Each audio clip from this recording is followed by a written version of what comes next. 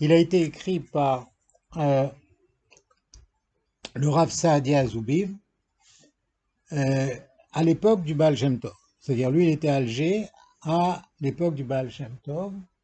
Il était le grand rabbin d'Alger, cinquième génération d'une famille de grands rabbins d'Alger, la famille Azoubiv. C'est une famille qui a continué à exister jusqu'au fin du 19e siècle.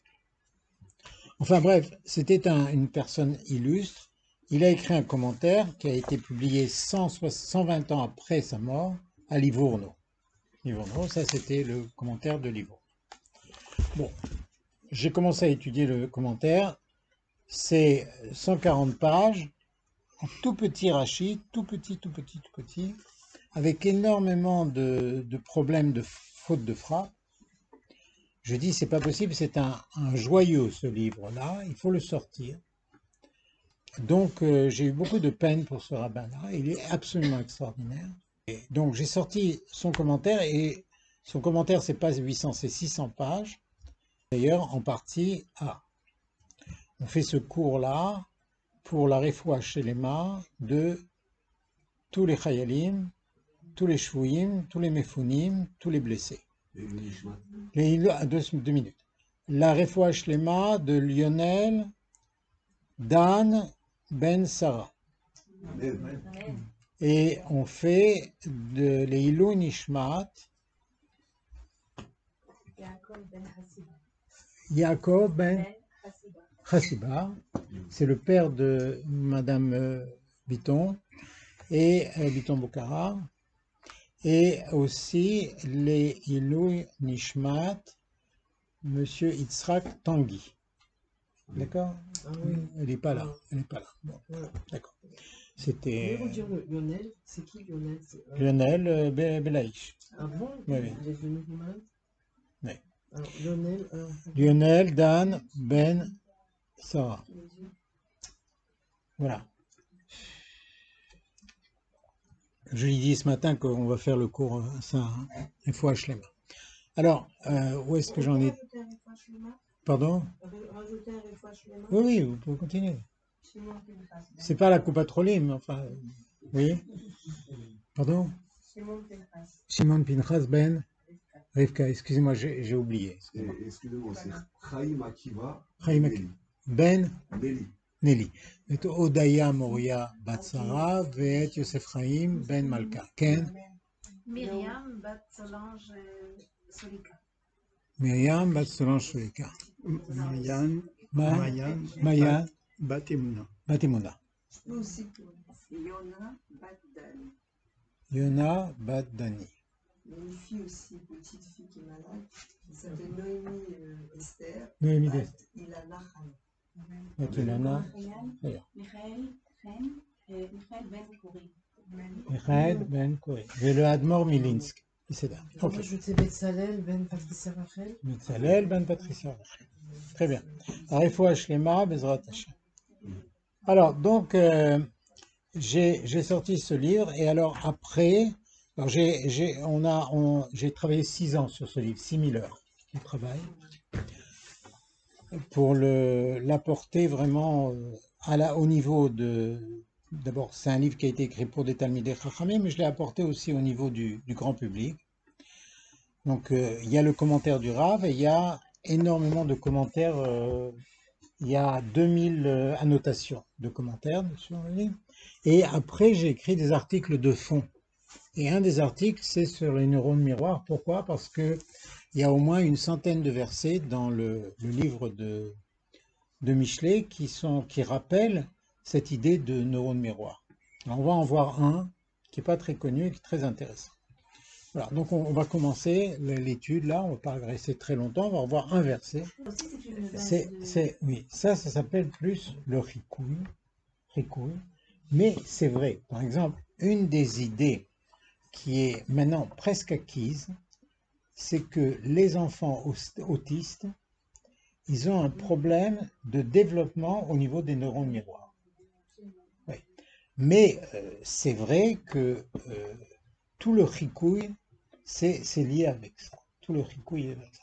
Mais alors, le rikouï, ça veut dire l'imitation. Imitation. Mais il faut que ce soit une imitation qui soit aussi pas très volontaire. Par exemple, si quelqu'un fait comme moi, ça marche pas autant. Non, mais c'est pas volontaire, ils sont tout petits. C'est des ça, bébés. exactement. Il y a Oui, oui, un oui, peu oui. moins d'expliquer. Vous avez raison, vous avez raison. Alors, je vais vous lire un verset de Michelet qui est un petit peu difficile à traduire. Bon. Alors, dans le 15e chapitre de Michelet, le verset 31, un des derniers, il y a 32 versets là-bas, c'est l'avant-dernier verset. Alors, Ozen, Shomarat Tochachot Chaim. L'oreille écoute les réprimandes de vie. Réprimandes de vie, c'est-à-dire les conseils de vie ou les indications de la vie ou les leçons de la vie.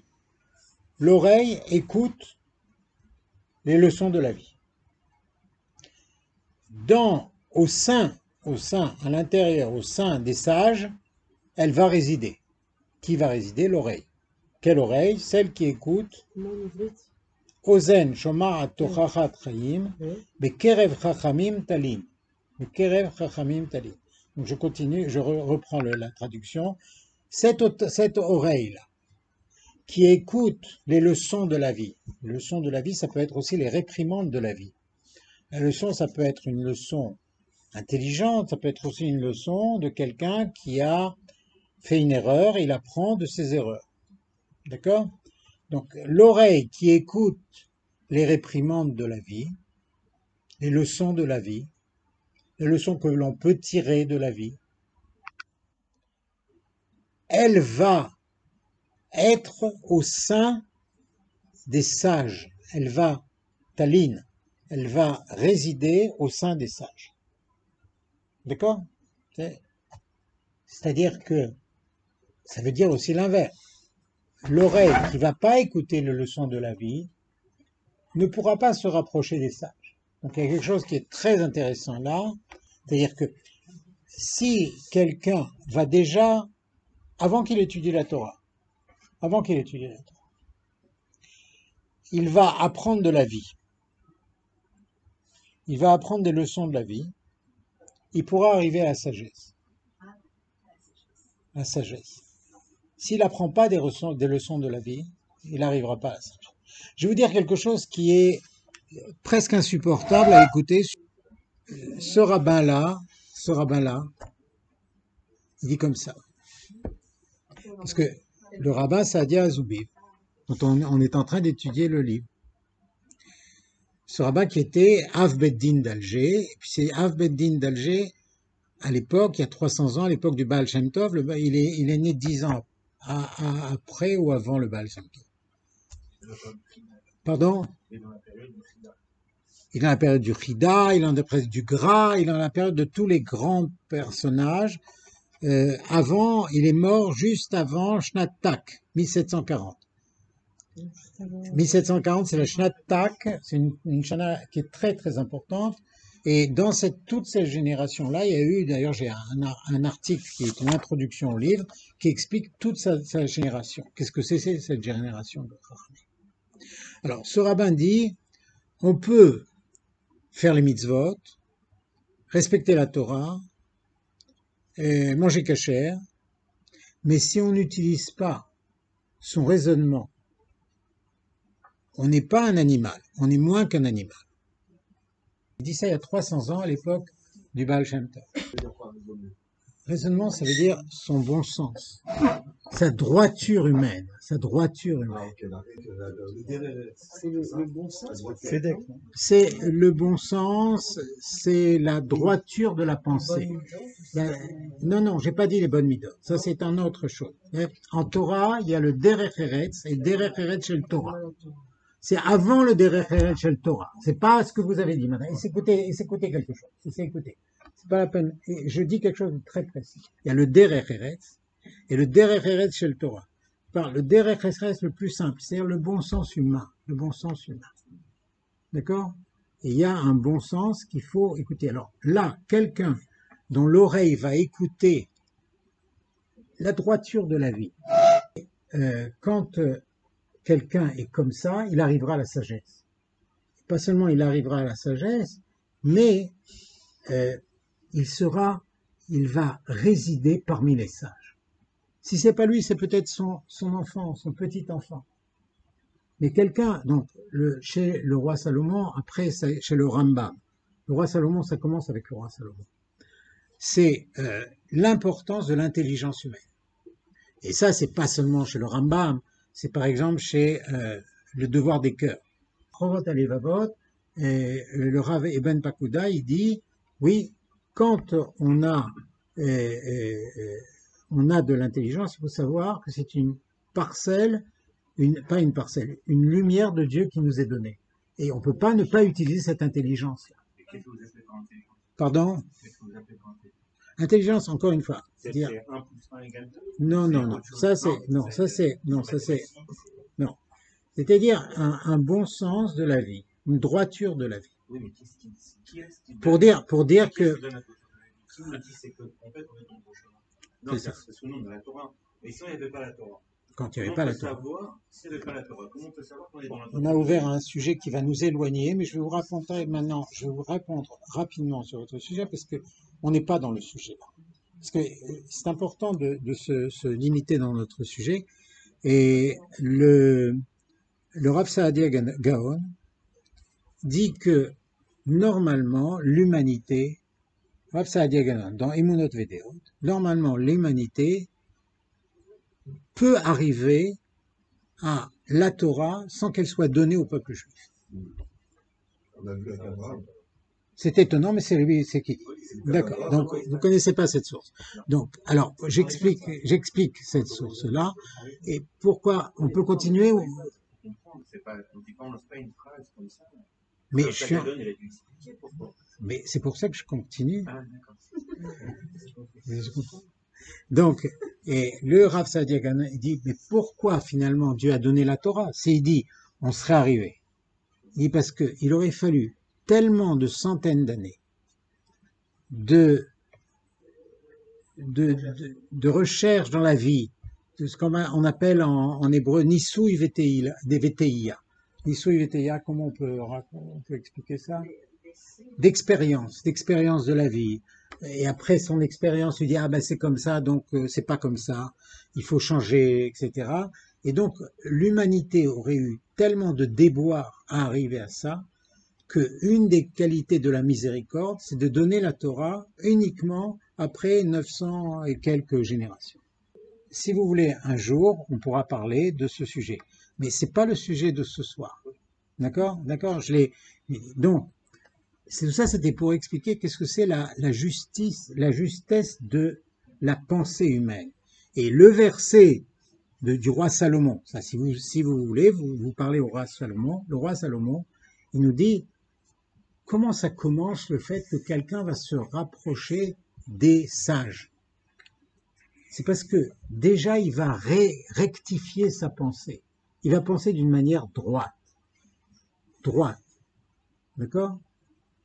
Et il va pas tergiverser, il va pas faire ce qu'on appelle en yiddish des folichtiques, des tas de sivuvim. Et il va avoir un esprit droit, esprit simple, droit. Juste. D'accord? Alors donc, on continue. Alors maintenant, c'est un petit passage, mais si on va essayer de garder les questions pour la fin, si vous voulez bien. Et je vais l'expliquer ce passage parce que vous allez voir, on va aller dans les neurones miroirs tout de suite. Ça va être très intéressant. Kabbalat atochechot mea sefarim o mea chachamim. Rav Azaria Pigot.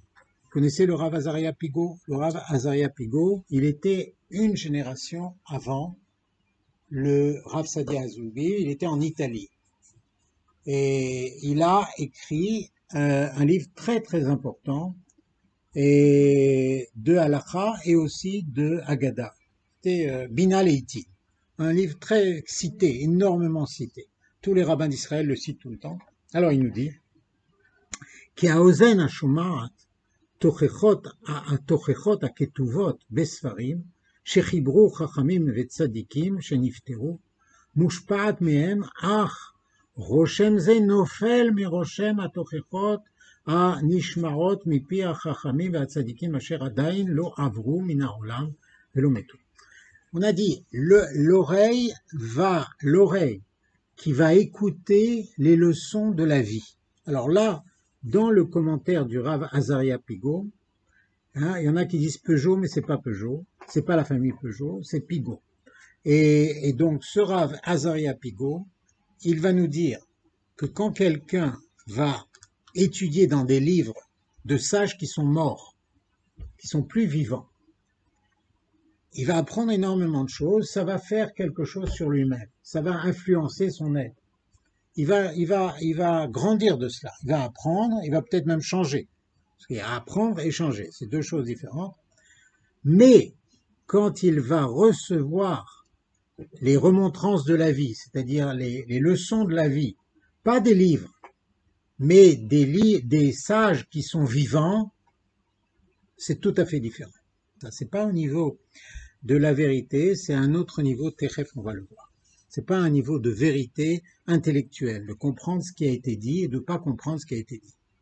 Parce que, normalement, quand on étudie un livre, un sage d'Israël, l'étude n'est pas une étude intellectualisée ou rationnelle ou même intelligente uniquement.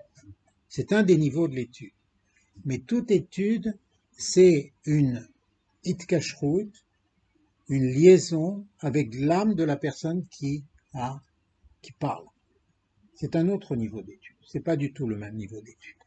Si on n'a pas de itkashrut avec la personne qui parle, on étudie uniquement sur un niveau de notre compréhension. C'est pas le Rav qui nous enseigne à travers son livre, c'est nous qui comprenons avec notre esprit ce que le Rav a dit ou qu'on nous interprétons son. Et là, le Rav Azaria Pigo, il dit, puisque dans le verset il y a marqué Ozen Shomar Tochachat Chaim, l'oreille qui entend les leçons des vivants, elle arrivera à résider parmi les sages. Alors, dit, de quel vivant s'agit-il? C'est pas ceux qui sont des grands rabbins qui étaient vivants et qui même ont considéré tzadikim bemitatam nikraim chaim. Les tzadikim, quand ils sont morts, ils sont quand même appelés des vivants. Non. Même ces tzadikim, c'est pas pareil que d'écouter des gens vivants. Alors le Rav, il dit, je comprends pas. On va écouter des morts. On ne peut pas écouter des morts. Donc il aurait été suffisant de dire que l'oreille qui écoute des sages, on sait que ces sages-là, ils sont vivants. D'accord? Alors là, il y a le chidouche du Rav, qui est un chidouche extraordinaire. Qu'est-ce que ça veut dire des sages vivants? C'est des sages qui vivent ce qu'ils disent. C'est-à-dire par exemple, vous savez, dans les Pirkei Avot et dans d'autres passages de la Torah orale, il y a marqué Hu haya omer. Et les chassidim, lui disait, par exemple, Rabbi Ishmael, Hu haya omer. On sait que c'est Rabbi Ishmael. Alors tu as dit, Rabbi Ishmael a dit ça et il a dit ça. Non, Hu haya omer. Ça veut dire Hu haya omer, il disait lui-même. Il disait ce qu'il était, son être. Il nous mettait en exergue son être. Son être était présent à nous. C'est d'ailleurs l'enseignement qu'on dit Vayu einecha roim et morecha. Tes yeux verront ton maître. Ça veut dire verront ton maître. Il faut une photo. Le rabbi. C'est pas ça. C'est bien déjà. Très bien.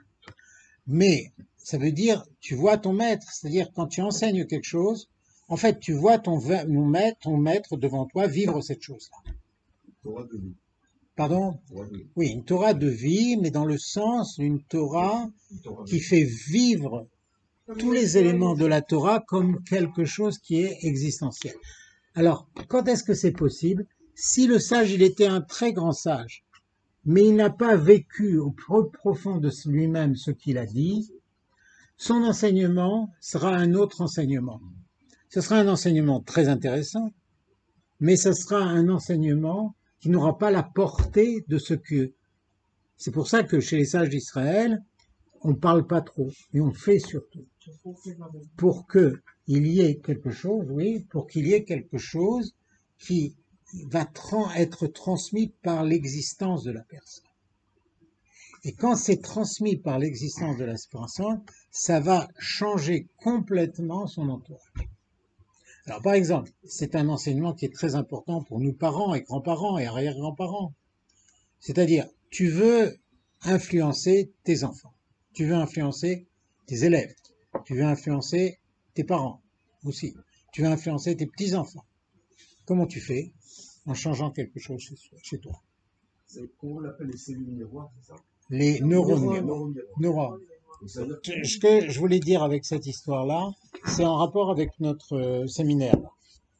Nous, dans le séminaire, je vous ai parlé de l'écoute du cœur. Si on veut véritablement se transformer, il faut écouter son cœur. Et si on écoute son cœur, alors il y aura quelque chose de différent dans notre vie, et ce cœur-là va agir sur les autres. Oui, le Shimush Talmidei Chachamim, moi j'ai étudié chez le Rav Getz 18 ans.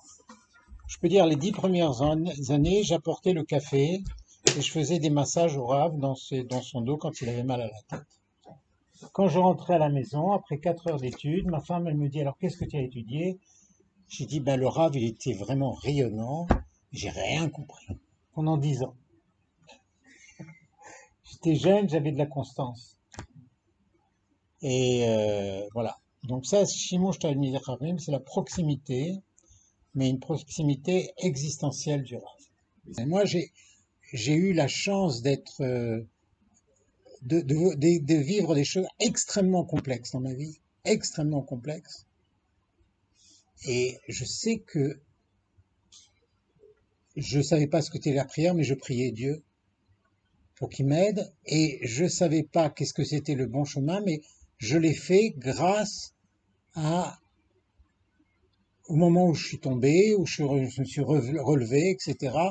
L'expérience. J'ai appris beaucoup. Après, j'ai eu la chance de connaître énormément de rabbins et d'être à leur table. Je me rappelle une fois, j'ai téléphoné à la rabbinite Getz, la femme du Rav Getz. Je dis, où est le Rav? Il dit, c'est toi qui vis avec lui, c'est pas moi. C'est toi qui dois me dire où il est.